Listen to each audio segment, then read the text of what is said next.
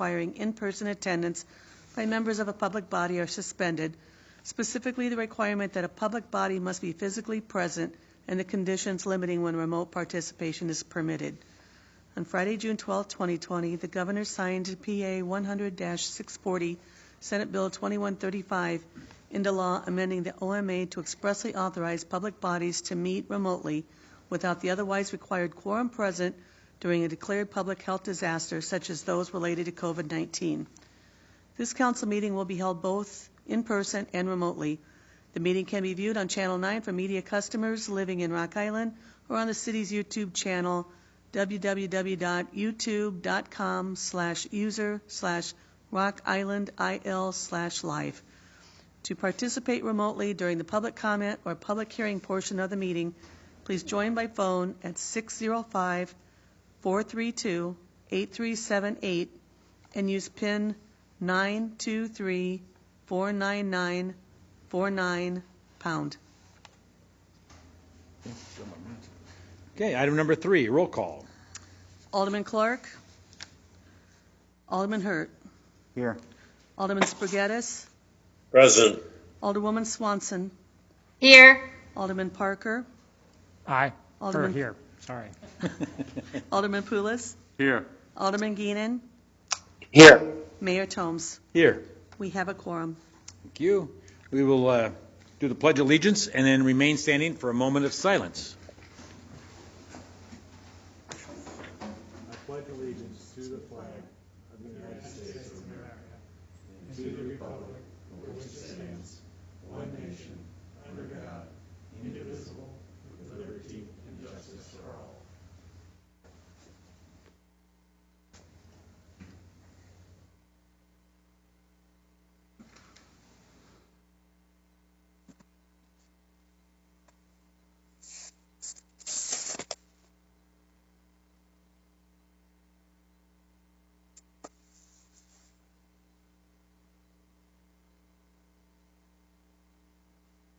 Thank you very much.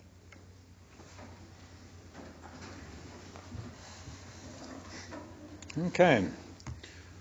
Item 6, public comment. I know there's, I believe, somebody online that would like to speak in regards to the Coast Guard Auxiliary. Mr. Brooks. Are you there, Mr. Brooks? I am. All right. Go ahead. Well, good evening. My name is Michael Brooks, Quad Cities Division 9 Commander of the United States Coast Guard Auxiliary. The Auxiliary is the uniformed civilian, all-volunteer branch of the U.S. Coast Guard. Our primary missions are recreational boating safety and supporting the active duty Coast Guard in fulfilling their missions. My primary purpose for ringing in this evening is to thank the City of Rock Island and the Council for their partnership with the Auxiliary. We have been grateful for the use of the Sunset Marina Auxiliary Station for many decades, and we look forward to partnering with the city in this current decade. You have an agenda item later this evening regarding our partnership. We appreciate your attention and time to this matter. We serve the citizens of Rock Island boating community as well as the other Quad City boaters with our volunteer force by patrolling the river, assisting boaters when needed, and providing boater safety courses. Our physical presence at the marina aids us in assisting the public and has been mutually beneficial. Once again, I thank you for our long-standing relationship and consideration of the agenda item before the council this evening. Thank you. Thank you very much. Let me make a comment. I do miss your pancake breakfast, too. We will have one when we get through this pandemic. There you go. Great. It's always great. It's been a pleasure. I can speak for that, both personally and as a mayor. Thank you. Is there anybody else here in public that would like to speak? If it's regards to the liquor license and everything else, we'll bring that up when we talk about that ordinance. Okay, thank you for that clarification, Okay. Mayor. We'll be speaking when the liquor license comes That's fine. up. It'll make it easier when it's associated with that ordinance. Is there anybody else on any other topics they wish to speak? Star 6 will unmute the mic if there's anybody out there, electronic or virtual. There's nobody in the audience. Okay. Shall move on. Item number 7. Minutes from the September 14, 2020 City Council meeting. Alderman Sforgettis moves to approve the minutes as printed. Second. It's been moved and second. Is there any discussion? Roll call. Alderman Poulos. Aye. Alderman Geenan. Aye. Alderman Hurt. Yes. Alderman Spurgettis. Yes. Alderwoman Swanson. yes, Alderman Parker. Aye. 6-0. Motion carries. Thank you. Item 8, update. Got a couple items here. Rock Island Library introduces Homebound Resource Program. The Rock Island Public Library recently introduced the Homebound Resources Service to deliver library materials to Rock Island and Milan residents who are temporarily or permanently homebound. To learn more about how to apply, contact the library at 309-732-7350, or you can email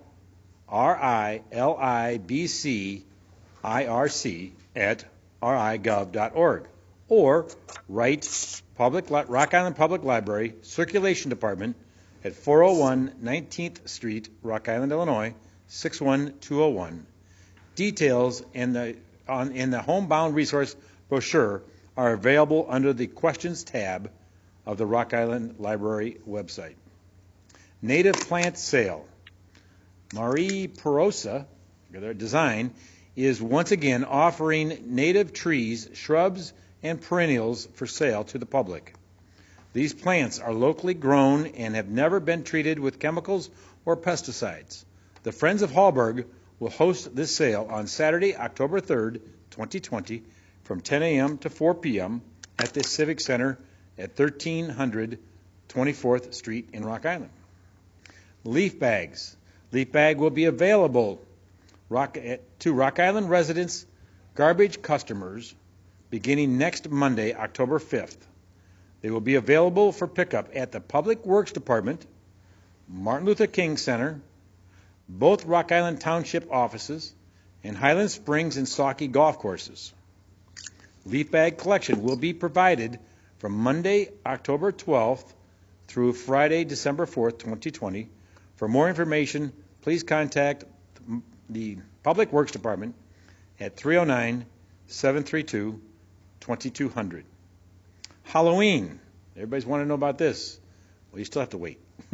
It has not yet been decided if city will sanction trick-or-treating because of COVID is a fluid issue, and we are waiting for direction from the governor's office and working with our sister cities in Illinois to determine the best way to keep everyone safe. We will update you as soon as we can. 2020 Census. All residents of the city should have received an invitation from the Census Bureau to fill out the census. A complete count for Rock Island will result in federal dollars being invested right back into the city. It's important and only takes 3 minutes via the website, which is 2020 Census, CENSUS, 2020 CENSUS.gov. Please do it. There's not much time left. Storm debris pickup. The Public Works Department is continuing their efforts to collect and dispose of the shrubs and tree debris left last month's storm. The grass under the debris may go dormant, but should return in the spring. They are expecting to finish this cleanup later this week. We appreciate your patience on that. I know it's been patience, but we're getting there, getting close. All right. Item number 10. Proclamation declaring October 6, 2020 as National Night Out in the City of Rock Island. Whereas the National Association of Town Watch, NATW, and locally, the Community Caring Conference, are sponsoring a unique nationwide crime, drug, and violence prevention program on October 6, 2020, entitled National Night Out. And whereas the 37th Annual National Night Out provides a unique opportunity for the City of Rock Island to join forces with thousands of other communities across the country in promoting cooperative police community crime prevention efforts. And whereas the City of Rock Island Police Department plays a vital role in assisting joint crime, drug, and violence prevention efforts in Rock Island and is supporting National Night Out 2020 locally. And whereas it is essential that all citizens of Rock Island be aware of the importance of crime prevention programs and the impact that the participation can have on reducing crime, drugs, and violence in Rock Island. And whereas police community partnerships, neighborhood safety, awareness, and cooperation are important themes of the National Night Out program. Now, therefore, I, Mike Tomes, Mayor of the City of Rock Island, Illinois, do hereby proclaim Tuesday, October 6th, 2020 as National Night Out in the City of Rock Island, and call upon all its citizens to join the Community Carrying Conference, the Rock Island Police Department, the Rock Island Park and Recreation Department, and the National Association of Town Watch in supporting this 37th Annual National Night Out. So thank you. Once again, with COVID and that sort of thing, Amitra's not here to be able to accept this. I think Alderman Geenan, you said you would get it to her. So. Yep, I will. And on behalf of council, thanks to Community Caring Conference for all the work they do to keep this community safe. Thank you. It's a great night, a great time. I missed their festivities. All right. Item number 10 or 11. 10. Oops, 10. Excuse me. Yep. 2020 Tell on Your Neighbor presentation. All right. We have a number of them here, and I think they're going to be shown up on the board. But the first one is Denise Woods at 1303 8th Street. The next one is, boy, and I'll tell you, they got me with these names. But Thomas Hallman at 3701 24th Street. Of course, see the pictures there. Don and Kathy Healy, 2227 26th Street. Nice backyard there. William Stokes at 2038 35th Street. Theodore Hintz, 2700 25th Avenue.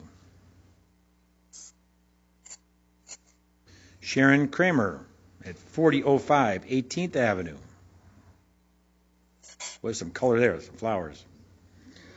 Lizzie Nimmers, 724 10th Street.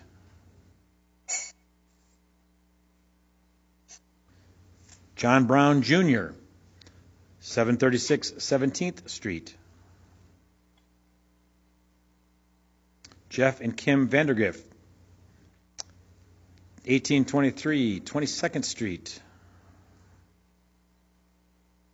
Sally McDowell at 1836 22nd Street. Bobby Millward, 2208 25th Street. Charles Allner Jr., 3215 30th Street. Fred and Maria Casteros? Serena's? 15, I apologize for butchering some names up. 1514 32nd Street. Jose Rico and Ophelia Merendo? Merdano. Thank you. 924 33rd Avenue. Greg and Teresa Filatru, 3100 9th and a half Street. How about Yu Meng? 3106 9th and a half Street. Miguel Alvarez, Senior, 3121 9th and a half Street. It's a beautiful yard here. Patricia A. Baker, 3902 29th Street.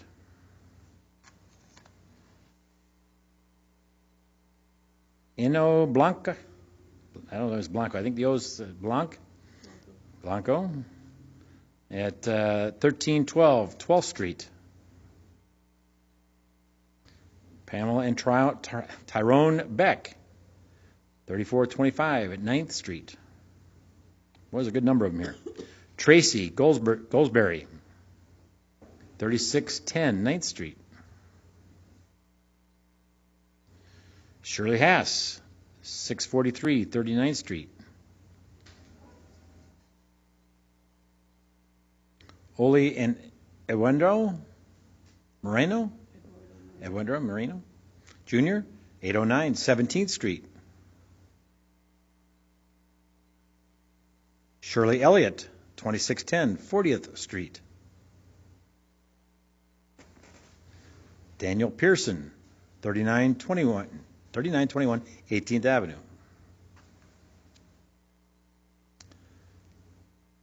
Todd Himbach, 4001 29th Avenue.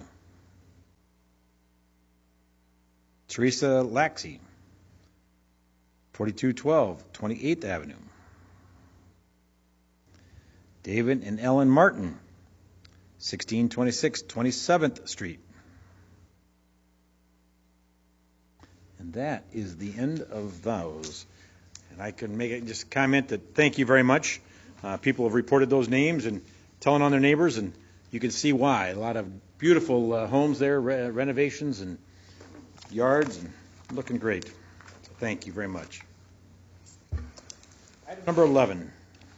A special ordinance establishing a no parking zone on the east side of 25th Street between 18th Avenue and the alley between 18th and 19th Avenues. First reading. This is Alderwoman Swanson. I move to consider the ordinance. Second. Moved and second. Any discussion? Roll call. Alderman Poulos. Aye. Alderman Geenan. Aye. Alderman Hurt. Yes. Alderman Spargettis. Yes. Alderwoman Swanson. Yes. Alderman Parker. Aye. 6-0. Motion carries. Item 12.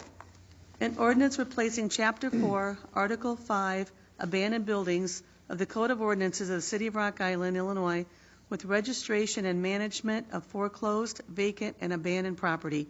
First reading. Move to consider the ordinance. Second. Moved and second. Is there any discussion? I don't know if there's anybody in the public, audience that wants to talk about this or not, but don't see any there. No other discussion? Roll call, please. Alderman Poulos. Aye. Alderman Geenan. Aye. Alderman Hurt. Yes. Alderman Spargettis. Yes. Alderwoman Swanson. Yes. Alderman Parker. Aye. 6-0. Motion carries. Item 13 has been pulled. That was actually already taken care of, so we're pulling that off the agenda. Item 14. A special ordinance establishing a handicap parking space in front of 1236 24th Avenue. Second reading. Alderman Spargettis moves to pass the ordinance. Second. Been moved and second. Any discussion? Hearing none. Roll call, please. Alderman Poulos. Aye. Alderman Geenan. Aye. Alderman Hurt. Yes. Alderman Spargettis. Yes. Alderwoman Swanson. Yes. Alderman Parker. Aye. 6-0. Motion carries.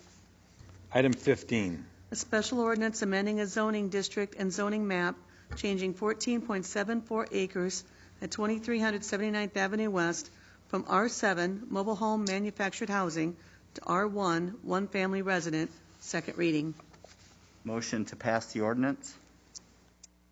Second. Second. It's been moved and second. Any discussion? Hearing none. Roll call. Alderman Poulos. Aye. Alderman Geenan. Aye. Alderman Hurt. Yes. Alderman Spargettis. Yes. Alderwoman Swanson. Yes. Alderman Parker. Aye. 6-0. Motion carries.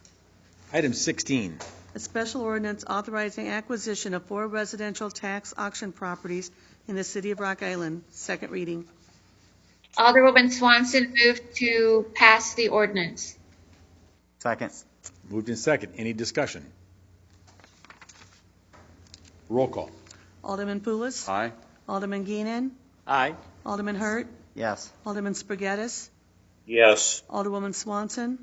Yes. Alderman Parker. Aye. 6-0. Motion carries. Item 17. A special ordinance amending the alcohol liquor license ordinance by eliminating Section 3-9, Paragraph 1B, titled Extended Hours, 3 o'clock a.m. option, and amending 2 related paragraphs, specifically Section 3-5, Paragraph 10, regarding annual training sessions, and Section 3-5, Paragraph 11, regarding recording systems. Second reading. Move to pass the ordinance. Second. Moved in second. Now it's time. Is any discussion? And I believe there's at least one in the audience that would like to do that.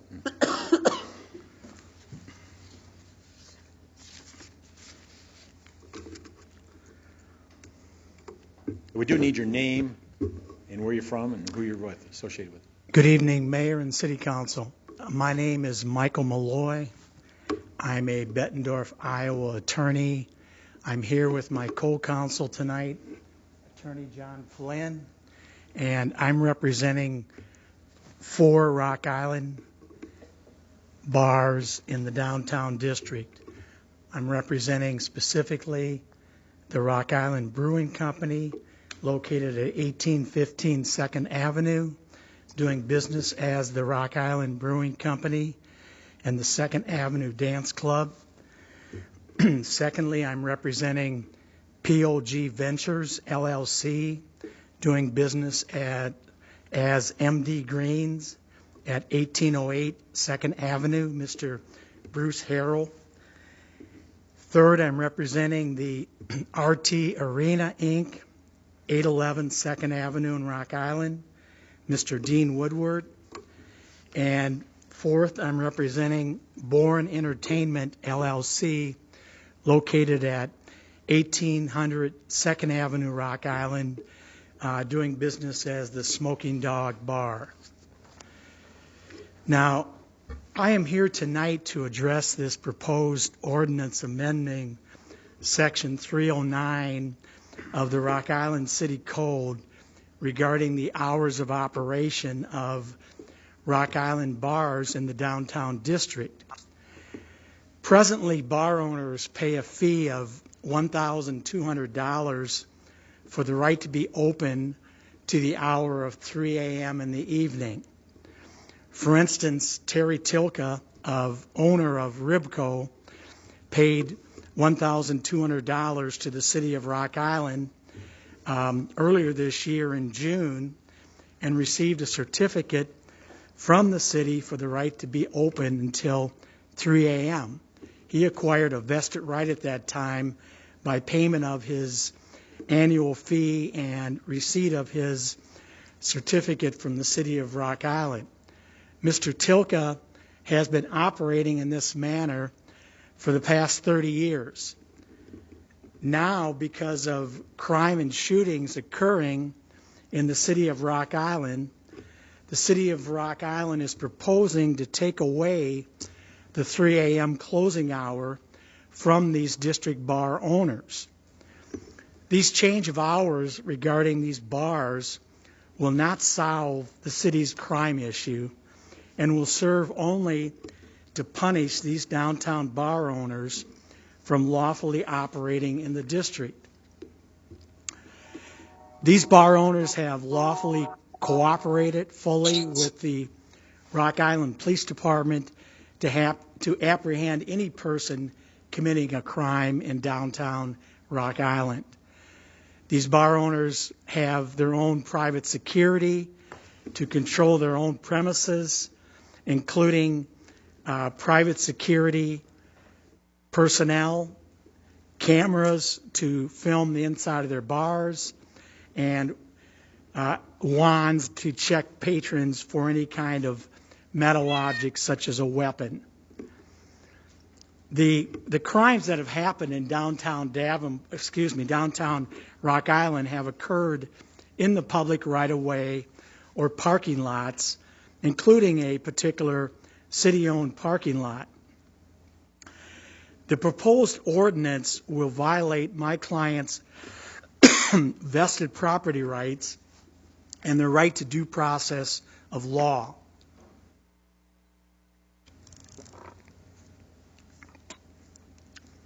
It's important to note here, ladies and gentlemen, that none of my clients have received written notice that has been sent to them individually of this proposed ordinance change or any kind of revocation of their particular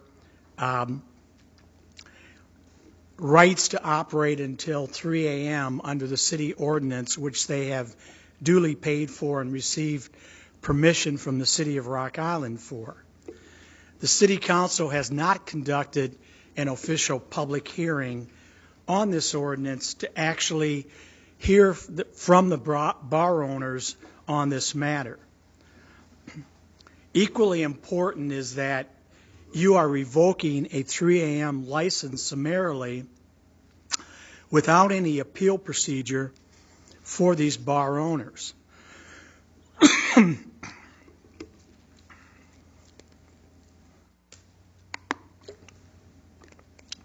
These bar owners have their due process rights that are presently being violated by the city's attempted revocation of their 3 a.m. licenses.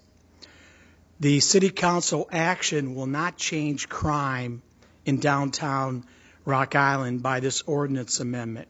And make no mistake, my bar owner clients are not interested in promoting crime in any manner and support all efforts of the city of Rock Island to control crime in downtown Rock Island specifically. However, this particular punitive action will not solve Rock Island's crime problem. Think about it, members of the City Council, and remember that you have never before limited a lawful business hours early because of a crime occurring outside of the premises of that particular business. This crime, from what I can tell and what I've been told, is really because of a feud between two family members or two families in the city of Rock Island. Think about this. You would not try to do this to Augustana College if crime occurs around that particular campus. Why would you try to infringe upon these downtown property owners' operating rights that they have a vested interest and are grandfathered in when they've already been operating this way for many years? I don't believe there's been adequate thought or discussion placed by the City Council on this issue. And I urge you tonight not to approve the reading of this ordinance. And instead, at a minimum, I ask you to table this ordinance until after a public hearing and a written notice to each bar owner affected by this particular ordinance. Please do not go forward tonight for the approval of this ordinance. If you do, the City of Rock Island is opening itself up to litigation in the courts on this issue. Listen to these bar owners and vote this ordinance down, or at least table the ordinance tonight. The bar owners' co-counsel, as I mentioned, Attorney John Flynn, will also want to address you on this critical issue.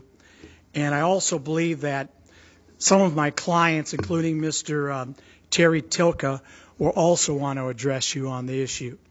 Thank you for your time and attention to this important issue tonight. Thank you. If we could try to keep the things brief as best we can without repeating. If we don't need to bring up anything new, that's fine, but appreciate it. Not too much repetition.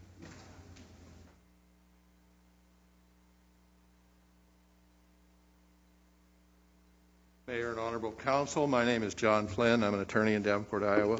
Mike Malloy and I are here representing the bar owners in the Rock Island District. We'd like to point out that, if I understood correctly, the council was addressing section 3.5, paragraph 10, and 3.5, paragraph 11. The second paragraph 11 here addresses the system of requiring the district bar owners to pay for and install extended or expensive video and recording system that's outside of what normally would be addressed by or required by a city of members of a business in a certain district. So that dovetails into the second portion of the tonight, but it's a second ordinance, 3.9, paragraph 1, subparagraph B. If I could, I'd address that now, maybe to save time, or just wait till the ordinary time that it would come up, because that's going to come up later, I understand. The videoing? Well, the videoing is first. Yeah. That's what I understand is going on right now. No, this is all of it. This is everything? Yes. Okay, well, then I'll continue. Mike mentioned the equal protection, due process of the law. You can't punish these bar owners by making them give up that license right.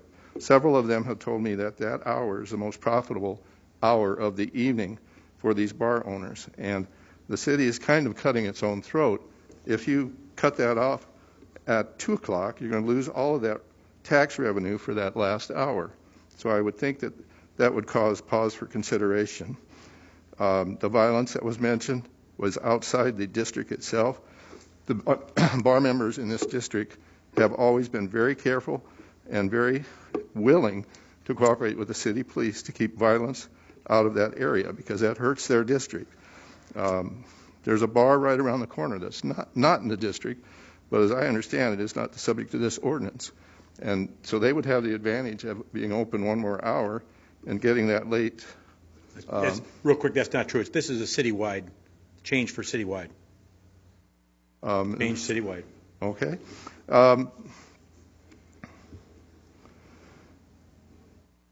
The district has gone above and beyond the requirements that are normally required by a business district.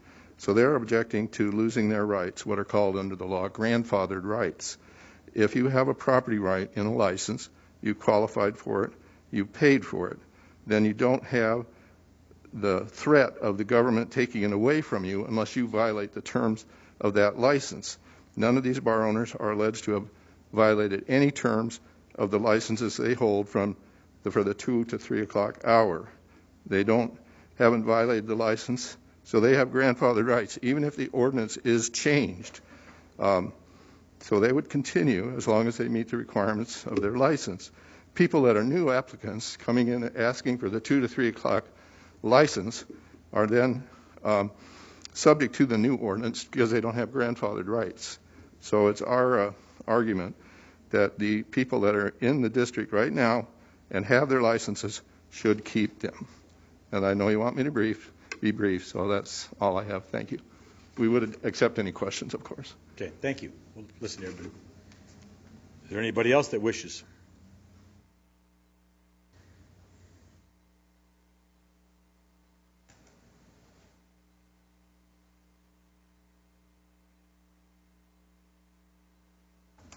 Terrence Tilka. I'm the property owner at 1815, 1819 2nd Avenue in downtown Rock Island, and I'm also a business owner in the downtown who was recruited by the city of Rock Island over 30 years ago with a vision, and the vision was to build the arts and entertainment district, which we did. And over 30 years, it has boomed, and the city has patted itself on the back quite well for all the work and hard work by the private district and what we have created, bankrolled, and have created for the city of Rock Island. So I'm going to go over a couple of points really quick and try to keep this short. We created the district. We've employed hundreds upon hundreds upon hundreds of people to work downtown, which is going to go away. I went from over 35 employees March 15th down to 4. We have donated tens of thousands of dollars to specific charities in the city of Rock Island, let alone the tens of thousands of dollars over 30 years we've donated to Augustana College and students that we've employed in the hundreds also. The city of Rock Island has created double standards. Something happens one block away, the 6 or 7 bar owners get blamed for it. We had nothing to do with any security issues. We actually worked hand in hand with the city with fences, metal detectors, checking IDs, taking liquor bottles off of people, knives and guns, telling them they're not welcome on the plaza. So we're being punished for this. The bar a block and a half down the street gets to keep a 3 o'clock liquor license up until this vote But there was a 1:30 curfew, but he still got to stay open. That's not right. So the city has proven to me over 30 years there's double standards in this town. All I have to do is walk to Schwaber Park and see what goes on down there, which the city and the plaza bar owners have a different set of rules we have to live by, which isn't quite fair, and someone should really look into those. I'm fed up with this. I'm disgusted with it. I'm tired of coming to these meetings and getting put through this. I'm about ready to lose my business. I'm going to end up with 2 empty buildings sitting in your downtown. It took 30 years to build this, and in 30 days, this board and this committee and this city council is going to destroy everything we've worked for. Some of the private issues that we have always been discussed with the city. It is not my job to be the security director in downtown, though I've donated thousands of dollars worth of fence, my days off to work down here to help my neighbors, so we all work together as a team, and we've done that. And I want to make this clear. On TV, the night after the shooting, the mayor went on TV and said, this has nothing to do with the bar owners or restaurant owners in downtown. That was a quote. Now we're getting punished for it, and that's not fair. That's why I've sought legal counsel. I have not been paid my due. I have not gotten any letters, anything from the Liquor Commission, nothing from the police that I violated anything, but I did pay for a 3 o'clock license, and now it's going to be taken away from me. So I'm really upset about this. I've contacted the Illinois Licensed Beverage Association, which will be supporting me in this, and I'm not going to let this drop. I'm going to continue this, whether I open or close. I have not gotten my due process by law, and I'm really disappointed in the city of Rock Island that the whole downtown that took 30 years to build is going to be destroyed. I rest my case. I really hope you think hard before you vote on this, and I think some of the people that are voting on this because of conflict of interest should not have a say-so or vote in this matter. Because of family members or their jobs or what their husband's job, they should not be involved in the voting on this. Thank you. Is there anybody else that wishes to speak? Yes.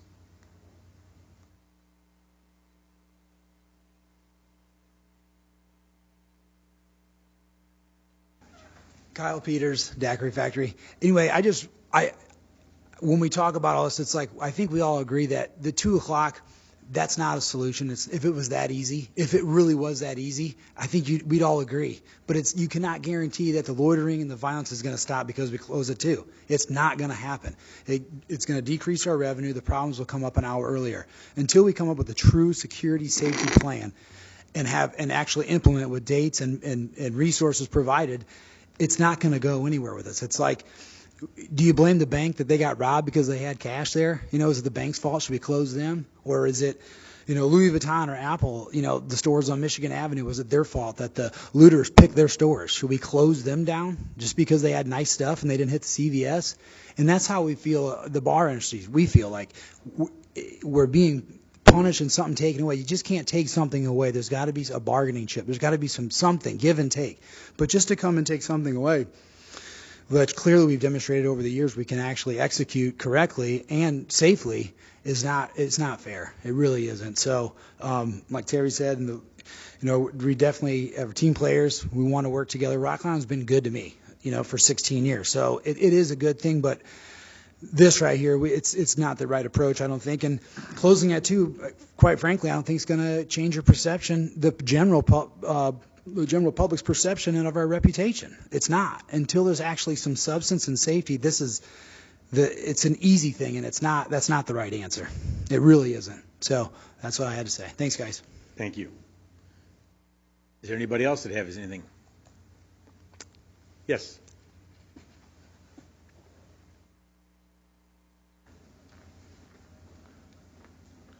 Bruce Harrell, POG Ventures, doing business as MD Greens, 1808 2nd Avenue, Rock Island.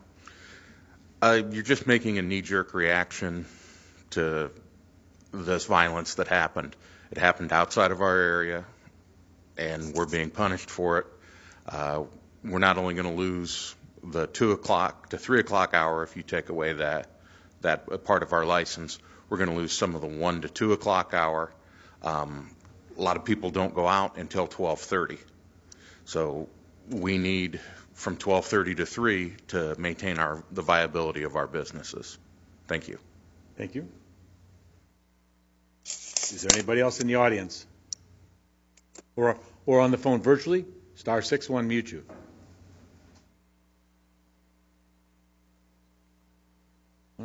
How about council? I would like to rescind my second. Well, I think we can have more discussion, can we not? Let's have some discussion first. Okay, I thought we were done with that. No, not quite. Okay. Not quite. So, Okay. yeah, So- go ahead, Jenny, yeah.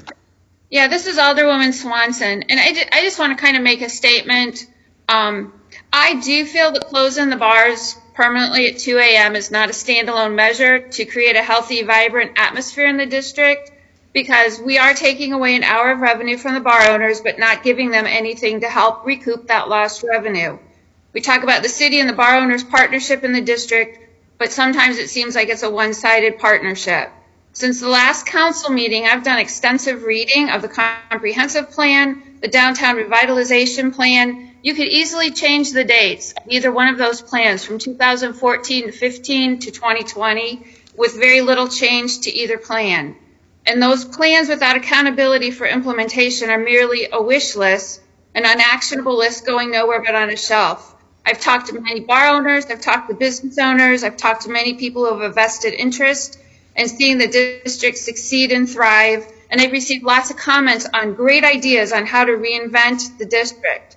And because of this, in addition to whatever we decide tonight, I would like to propose having a special council meeting next week to focus solely on the downtown district so that council members can discuss together concerns and ideas with input from residents and business owners both in and out of the district. And I would also like a task force to be formed consisting of stakeholders of the district with the goal of this task force to be put action steps to the downtown revitalization plan for implementation, including a timeline with yearly results, funding sources, and a point person for each item. I think our number one focus and priority in the district right now is safety. We have to provide a safe environment so people come back to patronize the district and help the bars recoup lost revenue.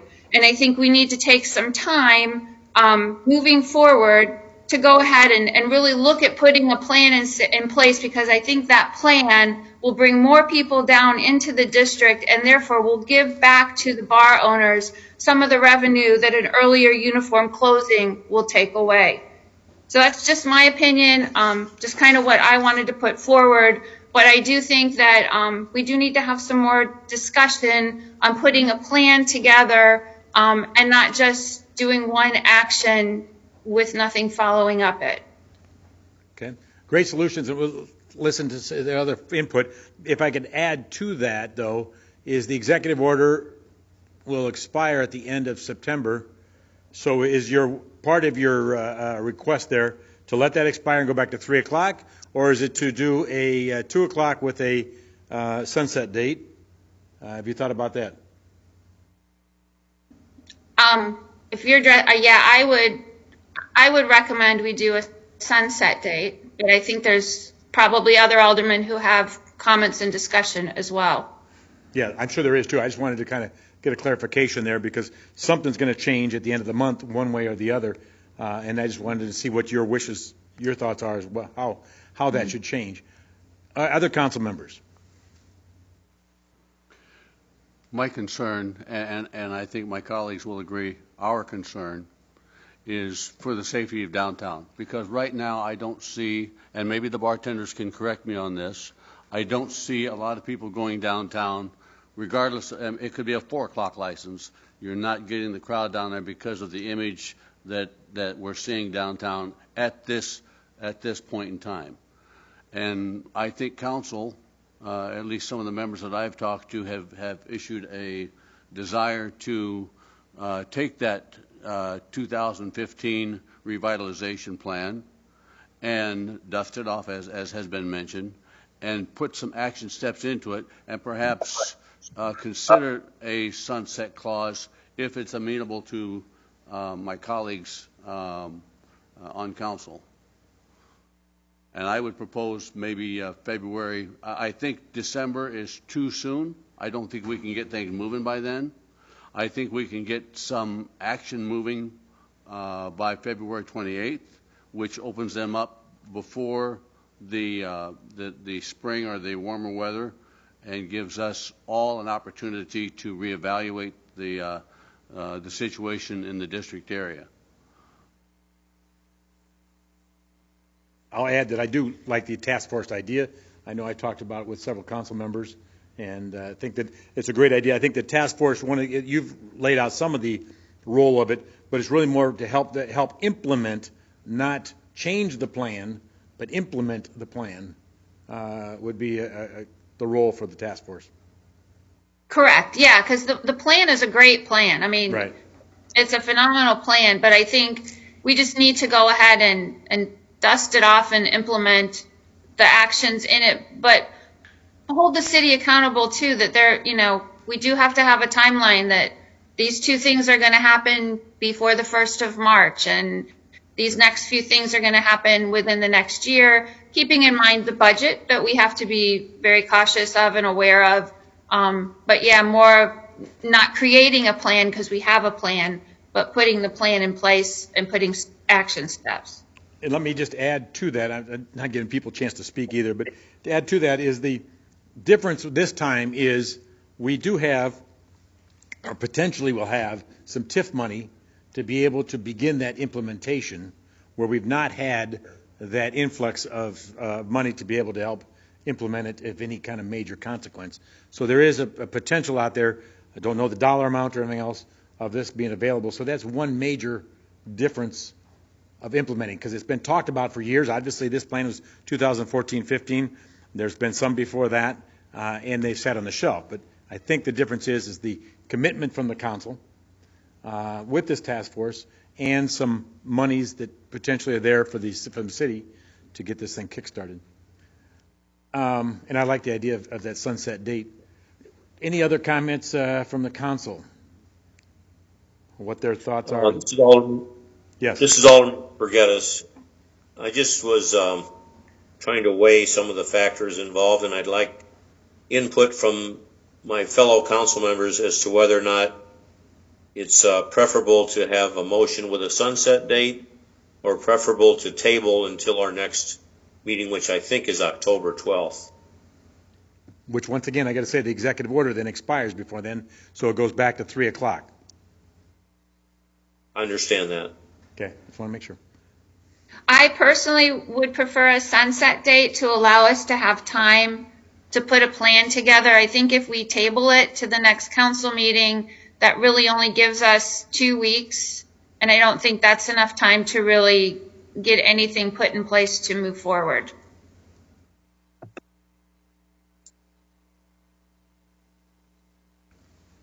Well, as the lone alderman that voted no on this issue the last go around, I would like to commend my colleagues, specifically Alderman Hurt, Alderman Polis, and Alderwoman Swanson. There has been an enormous amount of dialogue going on the past 2 weeks since the last council meeting. I have appreciated your interest, willingness, whatever the word is, to see this issue from multiple perspectives, and your willingness to listen to me and others that do not share the same stance on the issue that you have historically. I really do appreciate that, and I'm glad. Just like 2 weeks ago when I voted for the moratorium as an olive branch, I really have appreciated the willingness to show me similar treatment. I obviously, after serving on the city council for 3.5 years, most of the downtown is within the area that I represent. The downtown has been a focus of mine for 3.5 years. We should all keep perspective on how long these things really take, but it needs to start somewhere, and as long as we are talking about the structural issues at hand here, right? Not Band-Aids or knee-jerks, as it's been called here tonight or whatever, but really figuring out how are we going to implement structural improvements, and not only just a $2 million TIF shot in the arm, but what happens, what money, what revenue are we going to get after that $2 million is spent? Because it's going to take a whole heck of a lot more than $2 million to improve our downtown. So we got to focus on that too. So I suppose in conclusion, I welcome the discussions about a task force or a special council meeting or whatever the case may be. I certainly have read and reread these plans and have been working with our downtown community for, like I said, 3.5 years now. I have a lot of ideas as to how we can implement the improvements that we all want to see. And I think that going about it in this way, where we all can come to some agreement and listen to one another, is going to be far more effective at executing that than perhaps how we've been acting. So I appreciate it and look forward to working together. So is that saying you support a sunset date? Oh, yes, I absolutely support a sunset date. And would you support a February 28th? As I shared with my colleagues earlier this week, I appreciate a sunset date being offered, and I'm fine with whatever date my colleagues we can all coalesce on. Okay. Well, the revitalization and the rebuilding of the downtown goes to a theory that our chief, I think, is well versed of what is crime prevention through environmental design. So what we're looking at is changing the environment that currently is in the district to reduce the possibility or probability of further incidents, albeit no specific fault of any one of the bar owners. It is the atmosphere that is presented there when you have when that's the only place to go after 2 o'clock. That does present a problem. And this is not the first time that council has looked at this. So I brought up, I won't say but the ideas have been brought up. I wish I could take credit for it, but I think it is a cumulative effort for council members to reach outside the box and find out what is it that we can do as a team to remedy or to at least reduce the probability of future incidents and make the district a place where families can come or where people will want to come downtown. Yep. Alderman Geenan, your thoughts? No, appreciate the dialogue. I work downtown. We have an office at the Day Foundation, and the downtown plan is more than just the evening. We have a lot of non-activity during the day as well. So looking forward to the dialogue and appreciate the aldermen who've taken the lead on finding a solution. Do you support a sunset date or something different? Yep, everything that Alderman Swanson has proposed, I'm in support of. Mr. Mayor, this is Dave Morrison. Is the chief there? I know in the past he's talked about I want to make clear that I think this is involving more than one incident. I know that some of the folks that spoke on behalf of the bar owners. Mr. Roy referred to a specific incident, but I think that what we're talking about is a number of things that have happened down there. I think council has the authority to make the decision, but I think it might help clarify the record that we're not just talking about a single incident, but I think there have been several of them. Yes, the chief is here, whether he wants to. Well, I guess he doesn't get a choice, so we have to speak on it. Please. I think the idea to make the record complete is I don't know that make sure that it's clear that council is considering the various things they've heard, I believe, over the last several months, is my understanding.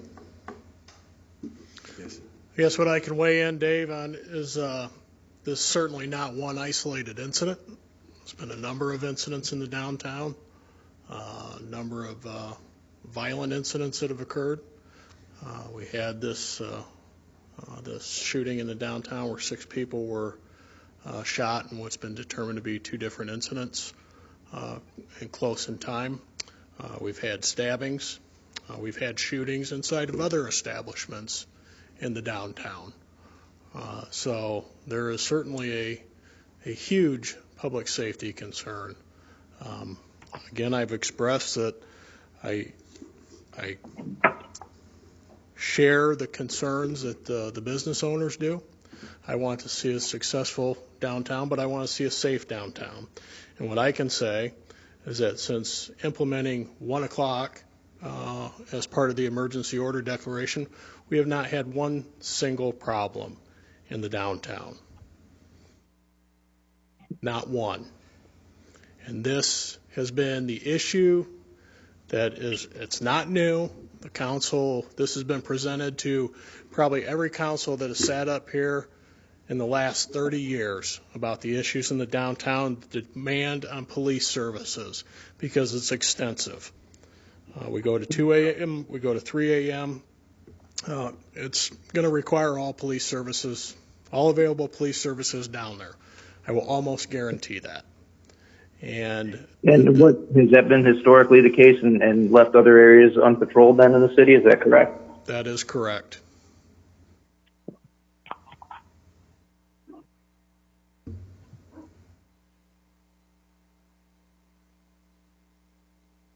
Is that what you're looking for, Dave? Yeah, I just wanted to make sure. I mean, there's been, I think it's been a number of incidents. I just wanted to clarify that and have the chief clarify that position. And for clarification, we have had open public meetings. Obviously, this is the second one. The first one was 2 weeks ago. So we have allowed the public to speak on this issue. It does not fall in front of the Liquor Commission. It's not that type of finding that goes in front of the Liquor Commission. These changes have not gone in front of the Liquor Commission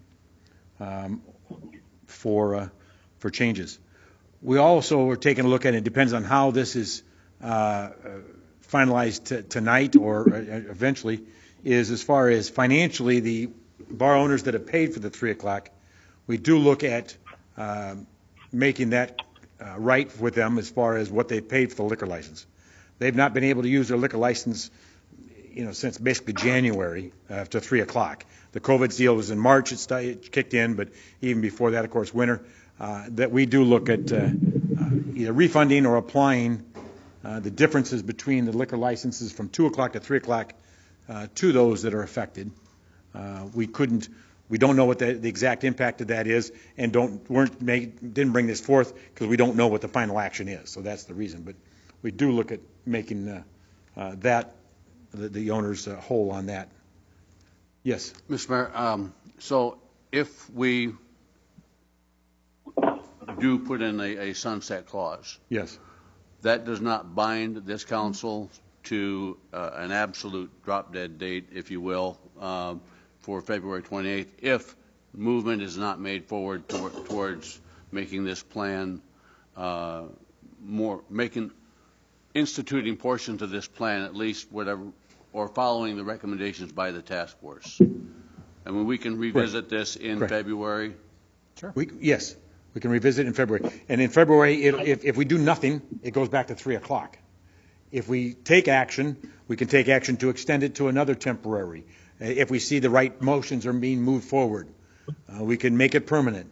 Those are all up in the air come February 22nd or 28th if we use that date. Those are all options for this council. A question of technical, parliamentary procedure. So the motion that we are making amends the ordinance by just striking out portions of it, right? So by having an amendment that puts a sunset, I mean, there's no problem with having the motion to strike out a portion, and then like in February 28th as the date, as the language just gets added back in. That's correct. Automatically. Yeah. Okay. That's correct. Now, let me just clarify that for everybody: is that at this point, what would happen if we were to make a change to this motion is two things. One, somebody would have to rescind the motion, and then make another motion amending it with the sunset. But everything else would read the same. It would just add the sunset. And if no action is taken, this language goes back in as is, as it came out, back in, if no action is taken. If that answers your question. Yep.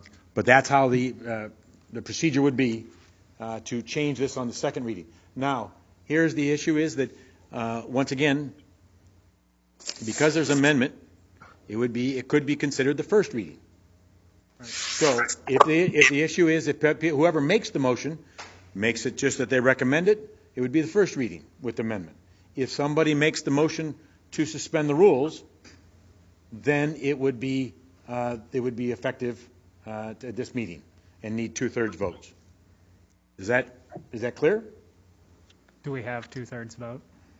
That's what we're trying to have an understanding that it's even worth that. So obviously, Alderwoman Swanson made the recommendation, and I believe she said she could live with, or work with the February 28th date. Is that correct? Yes, that's correct. Okay. Alderman Geenan, that's correct with you? It is. Does this affect motion number 18, though, because we have another one coming right after this? That's correct. It would have to be the same issues with 13, but we would, or the next one, 18, but we wouldn't maybe not have the discussion because it involves the vendors. We're just trying to keep the books clean and consistent. Alderman Hurt. No, I think we should suspend the rules on this one. Right. Okay. So that's correct. So Alderman Hurt, are you okay with this? With the end of February. Sunset date, yes. Okay. Alderman Spurgettis. I would support an amended motion. So I believe we would have support if it was suspended. Okay. Alderman Hurt was a second on that, so. You want to withdraw? Yes, I'd like to withdraw my second. And I will withdraw my motion and make a new motion with the implementation of a sunset date of February 28th, 2021. To suspend the rules? To suspend the rules and pass the ordinance. Second. Moved in second. Is there any discussions on this?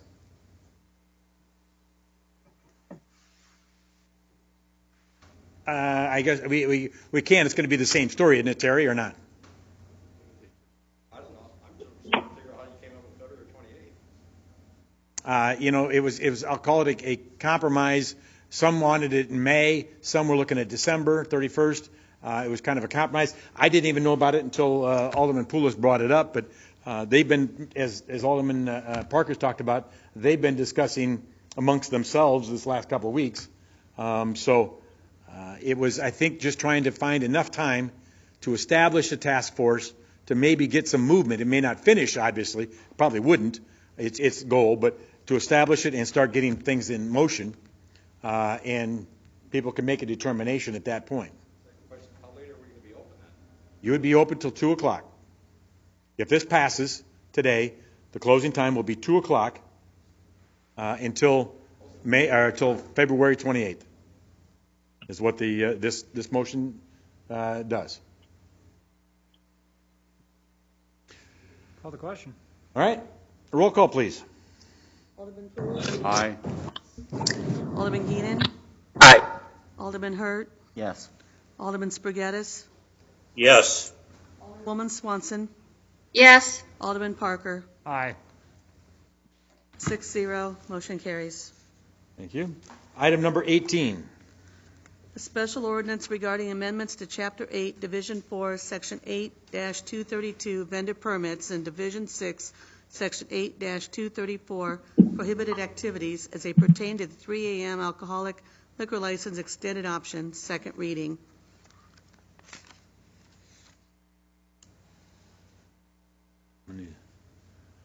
Make the motion as it's read here. Then I would like to move. amend it.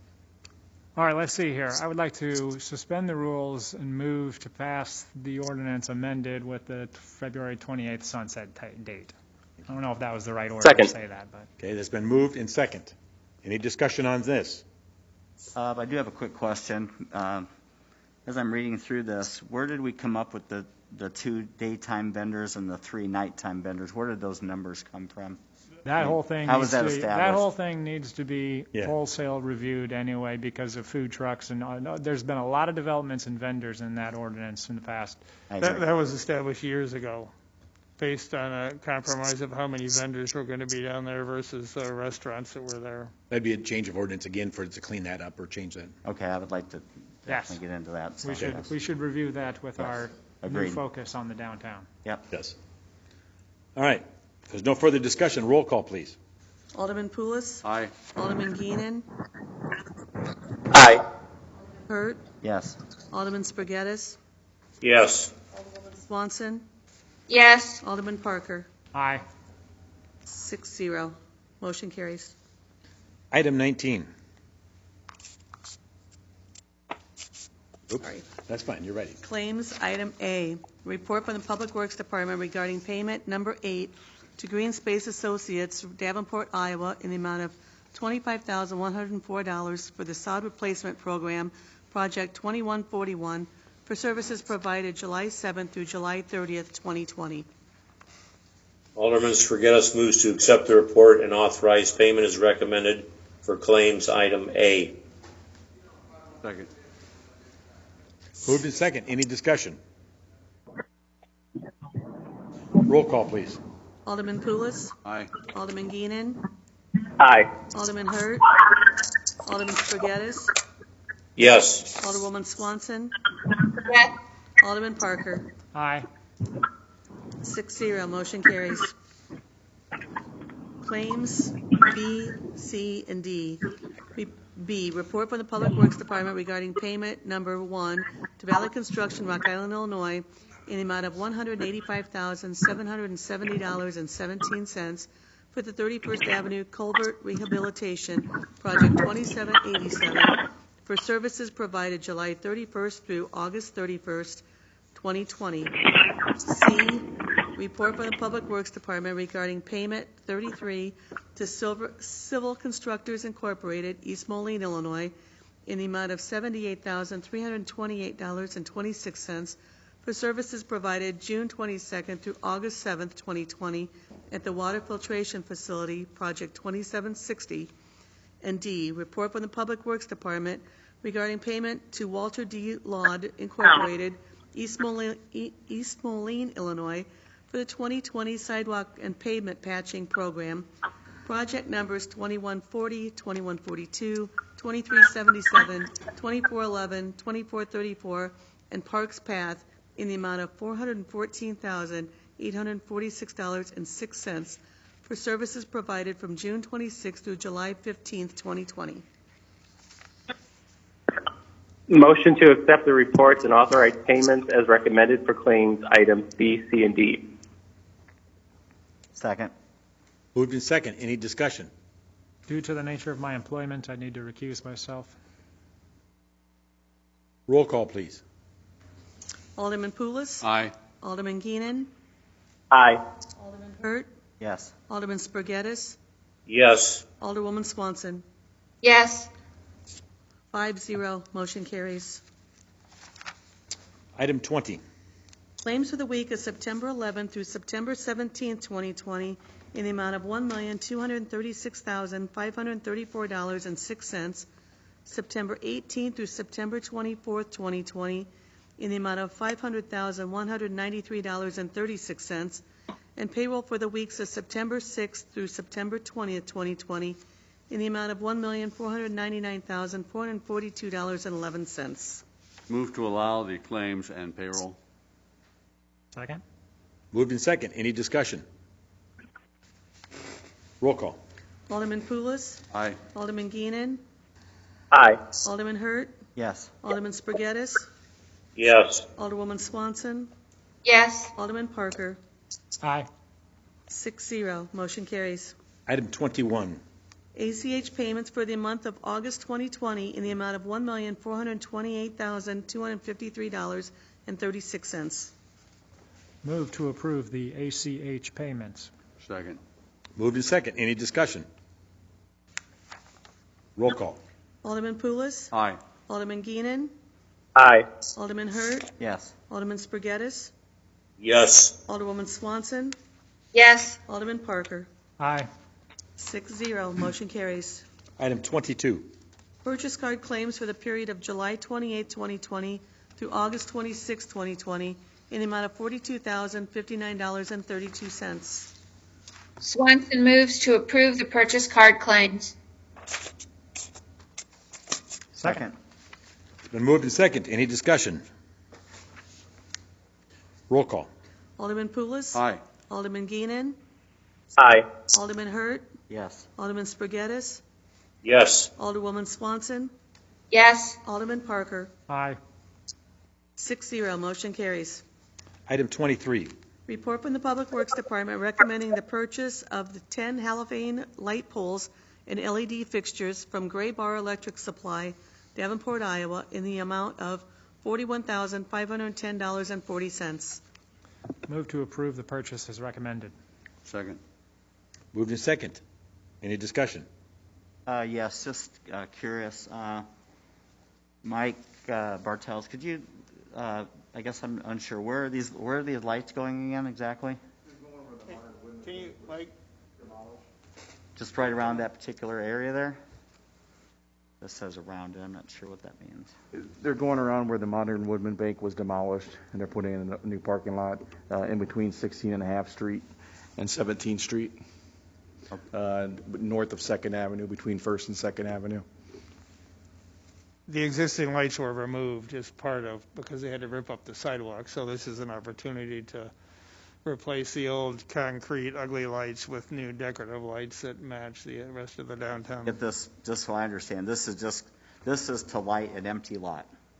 The sidewalks around it, not the lot itself. That's what I'm asking. Where exactly Correct. is this? The sidewalks. They will be around the lot, but they will light the sidewalks. Yeah, they're not street lights, just like you see in the district. It's replacing existing street lighting that was already there. Okay. They're old concrete poles, non-LED. Modern Woodman's doing the lighting inside if there is any. That's right. Okay. Thank you very much. That's what I wanted. And all of our infrastructure was totally shot below there, so we had needed to upgrade it anyway, and this project came along, and it worked out great. Okay. We're putting conduit between them, so if we have to fix it in the future. Yeah, we actually put conduit down this time. We're getting conduit and extra conduit for 5 years. I tell you well. what. Great. This is a good example of us completing a plan item. Yes. Yes. Okay. Yeah, We're running that extra conduit, so if you ever want to do anything else. Fantastic. I love All right, that. mission accomplished. I'm retiring. Item 24. Need a vote. Oh, I'm sorry. I got so sidetracked. I was so excited about it. Roll call, please. Alderman Poulos. Aye. Alderman Geenan. Aye. Alderman Hurt. Yes. Alderman Spargettis. Yes. Alderwoman Swanson. Yes. Alderman Parker. Aye. 6-0. Motion carries. Item 24.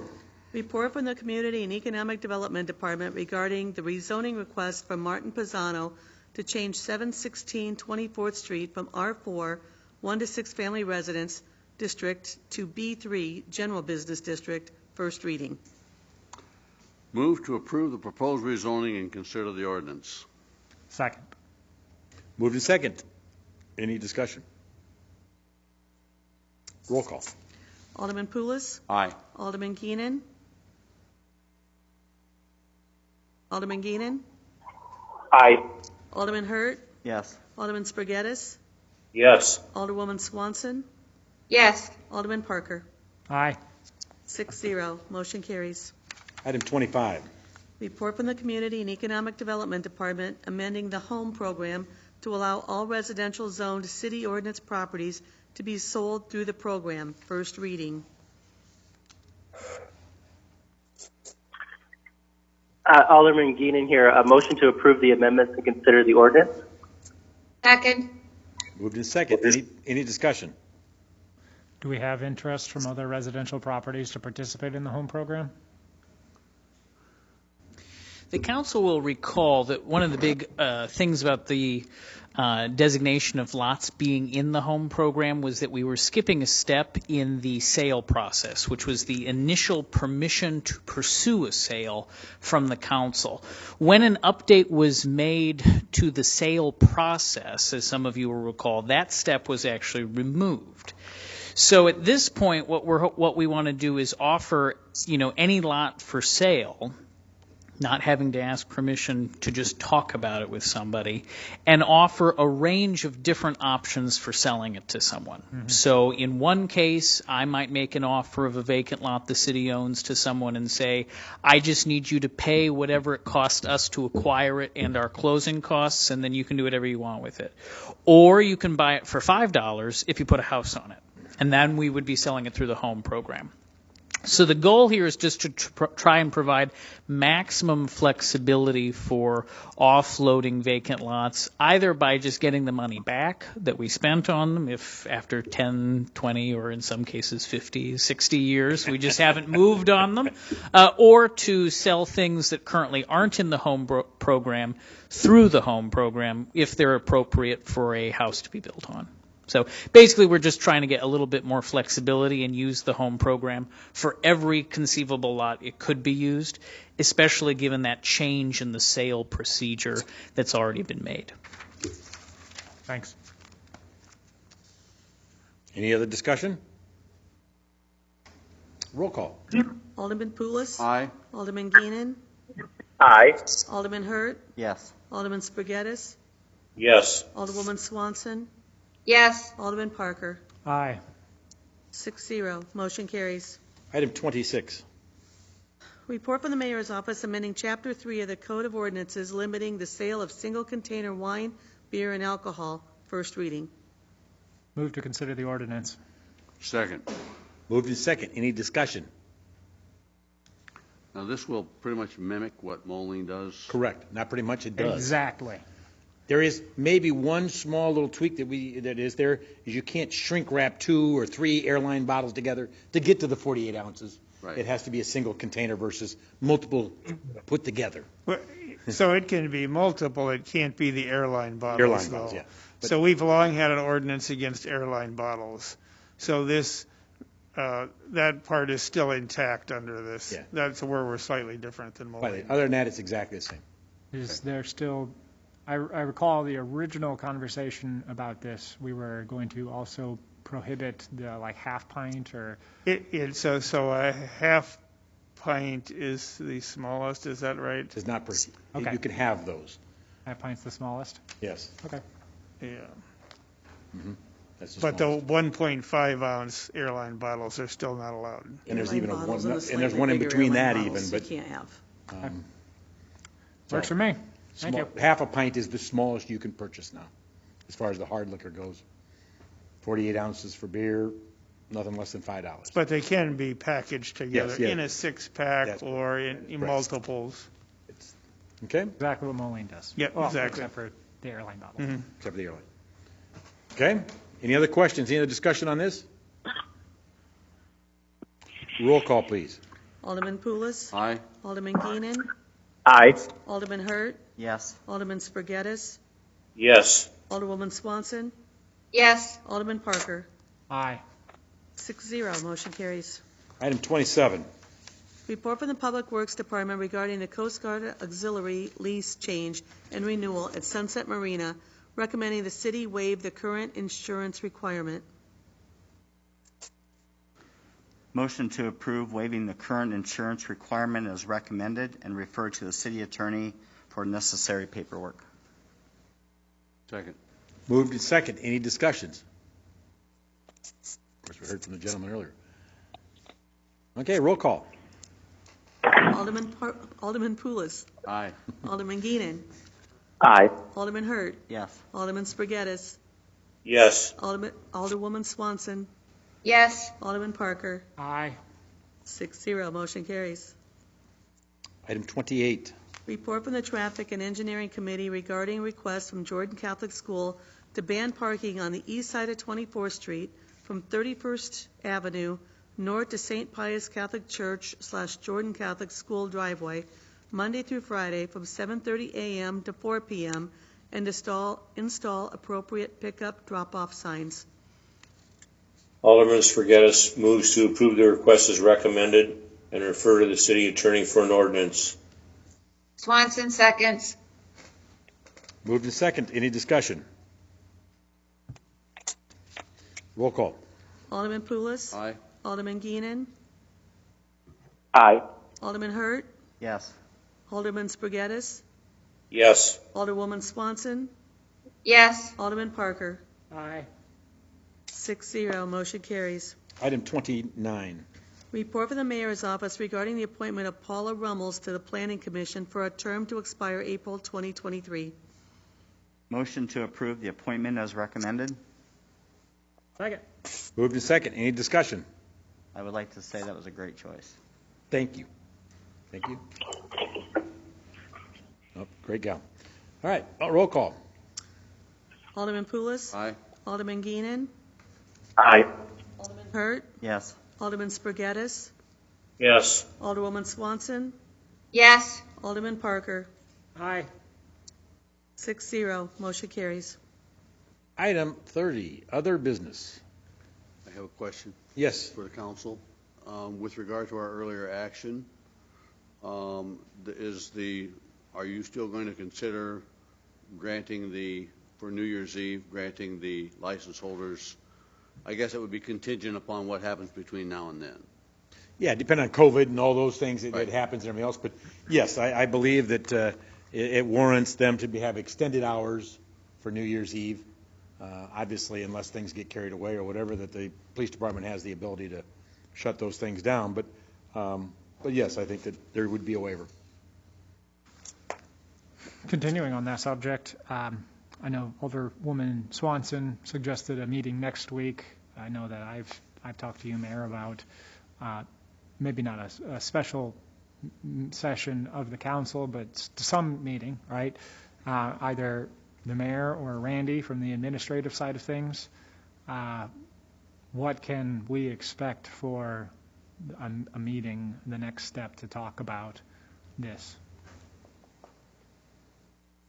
Well, I'd have to discuss with the mayor or what his thoughts are on that. Really, whatever the council wants to do. It's really up to the council. I've got some thoughts. I'll work with staff on some thoughts. I'll talk to our economic development partners, so I could have a suggestion ready on Wednesday, I think. But I would say that my opinion along with that is that whether we get together kind of the immediate to talk about the names and or positions that should be involved in this task force, if that's one of them that you're talking about. Sure. Before we put names together and automatically assume that, we may have a difference of opinion on who and how many on it, but you can get your recommendations, your thoughts, and yeah. So it's up to the council if you want to do an actual special council meeting with a quorum and minutes open to the public and that, or that's totally a council thing. You can have special council meetings if you want them. But I suppose it depends on if there's 3 or more of us that want to participate in it, right? It would have to be 4. So then no, 3. You gotta have a quorum, right? Yeah, but 3 or more. If there's 3 of us, we cannot have a meeting. Oh, right. Yeah, right. This was Alderwoman Swanson, and I would like to have a special council meeting so that it's open, we can talk. There could be other representatives, a published meeting. I think this is important enough that we need to hear from citizens. We need to hear from other stakeholders. Perhaps Visit Quad City wants to weigh in. I think this is important enough to Rock Island and to the community to not have it shoved off being a committee of 2 or 3 people to decide what we're going to do. No. This affects the entire town. This affects the entire council. And I think we do a disservice to everybody involved if it's not a special council meeting where everybody's voice is heard. Alderman Swanson, I agree with you. The issue was to build this task force was that who should be on it. That's what the more internal was, is who to build it. I mean, or who should be on it. Should be there a bar owner, should be a business owner, should it, how many elected officials, that sort of thing. And I think that will come out after we have a special meeting to see who all are the stakeholders who show up and want to have a vested interest in that. I think that in itself will lend a decision on who would be involved in a task force. Council members. So, I just want to go in with a plan of, so we're not just, it's structured. Yeah. So, and I think Alderwoman Swanson has got some specific thoughts, and maybe that if the thoughts are funneled through the city manager, then an agenda can be put together so that when it's published, the invitation to stakeholders is out there. And I don't know if we need to send specific notices so that people can't say that they weren't invited. But I think publishing it as we do our council meetings, A, meets the Open Meetings Act, and B, meets the notice requirement since it's not a hearing. Okay. Alderman Geenan, your thoughts?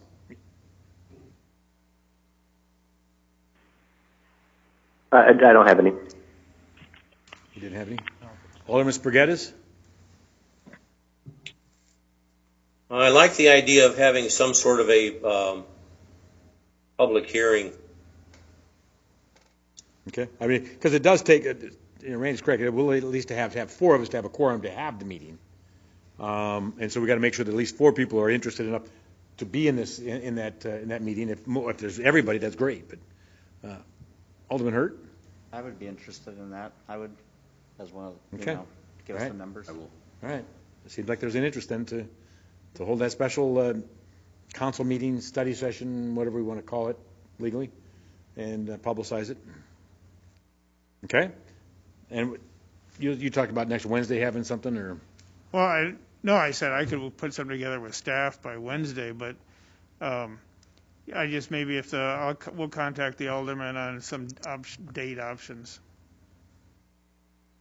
Yeah. We want to get it out. It needs to be far enough in advance that we can advertise it to people. You don't just want to give them the 48-hour notice. So we want to make sure we have it ample time is out there. So we'll contact you. And I think part of the publicizing is the link to that study that was done for downtown. So people, if they wish, can study ahead of time and know what's being talked about.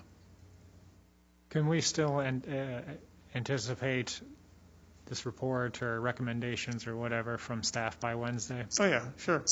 Thank you. Okay. Did it answer your question?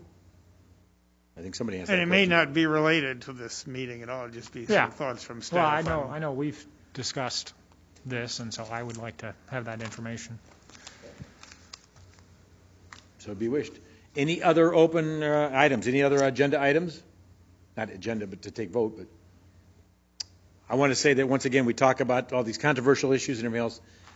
Once again, Thursday night I was down in the Swebert listening to the music, and what an outstanding, great night, well organized, well attended, but socially distanced organization or time. I just can't speak enough about that whole concert series.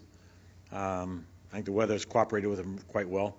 Also read a compliment by a citizen that has a child at the RIFAC, and they're complimenting the programming there that Peter did, keeping people social distanced and safe, but yet keeping physical activity and outdoors and creativity of what they're doing down there. So once again, kudos to that. Everybody, once again, getting creative, making positive results in the city of Rock Island for its citizens. I'm sure there's plenty of others. Those are the ones that just came to my mind and that I saw today or the other day. Any other comments? Otherwise, it's 31. Item 31. Swanson makes a motion to adjourn. Second. It's been moved to second. I assume there's no discussion on that, so we'll do a roll call. Alderman Poulos. Aye. Alderman Geenan. Alderman Geenan. It's already gone. Already adjourned. He's here. Alderman Hurt. Yes. Alderman Spaghettis. Yes. Alderwoman Swanson. Yes. Alderman Parker. Aye. Alderman Geenan. Aye. 6-0. Motion carries. Thank you, everyone.